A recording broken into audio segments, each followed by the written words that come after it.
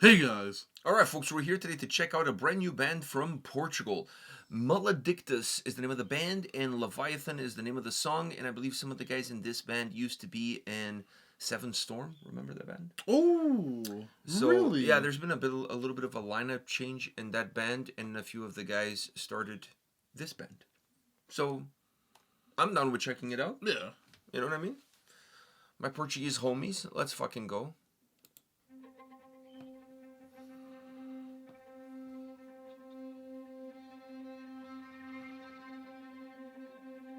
There's Asim.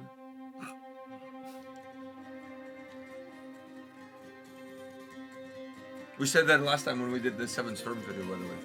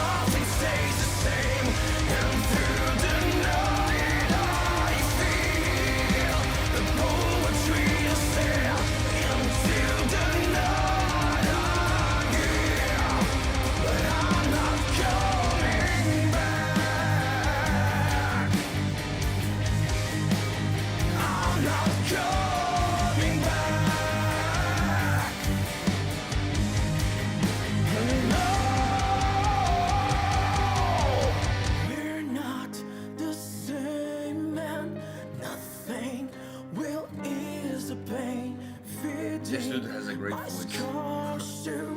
Hold me when I'm alone. We're not the same, and nothing will ease the pain. Feeding my scars to hold me when I'm alone.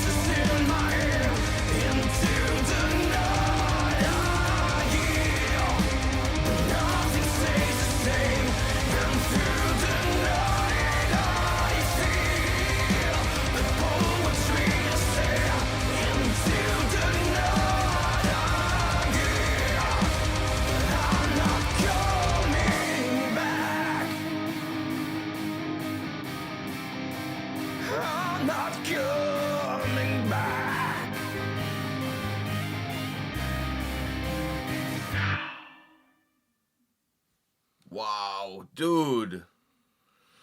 Dude. Yes, sir. These guys are so good, man. So good. And this dude's voice is just fucking outstanding. All right. But we knew that. Yeah, I mean, we kind of knew at least what to expect from quality-wise, not necessarily sound, because I didn't know where this was going to go. I didn't know if it was going to be in the same vein as Seven Storm or if it was going to be different. Like, I wasn't quite sure of that. But I knew, considering the people involved, that it was going to be something good. It was not going to be a fucking dud, that's for sure. But wow. But having said that, it still surprised me by how good it really is. Doesn't sound like a band releasing like something like as a debut track or a debut record. It doesn't seem like a Portuguese band at all. What do you mean by that? There's a lot of great Portuguese bands. Yeah, Gadia doesn't sound like a Portuguese band. Then that's exactly what I'm saying. Is like when I know it's offensive technically to say this, but I'm gonna say it anyways. For the years we've been doing this channel, we've done quite a few. We've done quite a few Portuguese bands. And sometimes more than just a few. We've done a lot of Portuguese bands on the channel, but like a lot of duds compared to a lot of not so duds. And the ratio has probably been 50-50. Not 50-50 at all. Okay. Especially when it comes to maybe 50-50 on the channel, but then when it comes to going and looking at what that band is doing now. Yeah. My Enchantment was a perfect example. I always use them. Fuck, man. I know you like to kick them while they're down. I kick them while they're down, and you know what? They're not down far enough. Rasgo hasn't released anything in ages for as good as they are. So what I'm saying is the Portuguese metal scene, for as much as like we know that there is quality there, the world probably doesn't, and it's one of those things when a good Portuguese band comes, you kind of think, wow, you don't sound like a Portuguese band. Why? Because you don't sound like a band that will release something and then fade, or releases it, but there's a little bit something there that gives off maybe like an accent with the vocals or something like that that ties it to being Portuguese. When these guys come out and they release something like this, it's like a Gadia, where it's like these guys just sound like a really good band, and it doesn't tie them down to the country or anything. It's just you don't think about that first. You think about the quality. My biggest issue with Portuguese bands in general, now I'm going to generalize this here, is that they don't have a lot of longevity. There's not a lot of consistency. So like it's not like there isn't quality within Portugal as far as bands are concerned. But if you look at bands that have lasted through the years, when it comes to metal, I'm talking about metal or rock. Moonspell is probably the only one that's been consistent over the years. Gedia now is getting into that frame of mind of really making themselves professional. So it's not just a band that's making music, releasing an album here and there and doing a couple of shows. No, these guys are touring constantly, putting out great music, now signed to Century Media Records. So outside of those two bands, Gedia, Present, Moonspell, in terms of the longevity that they've had over the years, a lot of bands come and go. Like they'll release one album. That's what I'm saying. They'll release one album, maybe two albums, and then kind of like start to fade away. You know what? That's not tied to any other country other than Portugal in my mind. Portugal is the country that does it the most. I don't know if that's an accurate statement. It's just that maybe because I'm Portuguese and obviously we have a lot of viewers from Portugal, and we checked a lot of Portuguese music, so maybe we're a little bit more aware of it. But if you look in Portuguese, makes sense. But also we also check a lot of bands from Finland. There's a lot of bands from Finland that.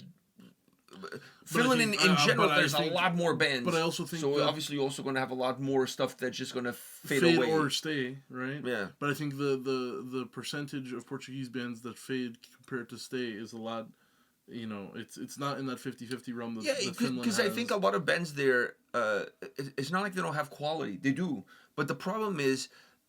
At least that's from my perspective. It's very hard to make a living in Portugal as a musician. It's very hard. It's very hard everywhere, but it's very hard in a country like Portugal. So regardless of how much talent you have, when you get to a certain point and you're not able to pass certain barriers, then life gets in the way. Because the band starts off when everybody's really young, they don't have a family per se and whatever. Then next thing you know, the band is not really going anywhere, it's just kind of treading water. Next thing you know, one of the guys gets married, has a kid, life changes, this happens, that guy left, this other guy left, now the other guy left. Now you're bringing people in to fill in those roles. Those people are not as good as the ones that have left.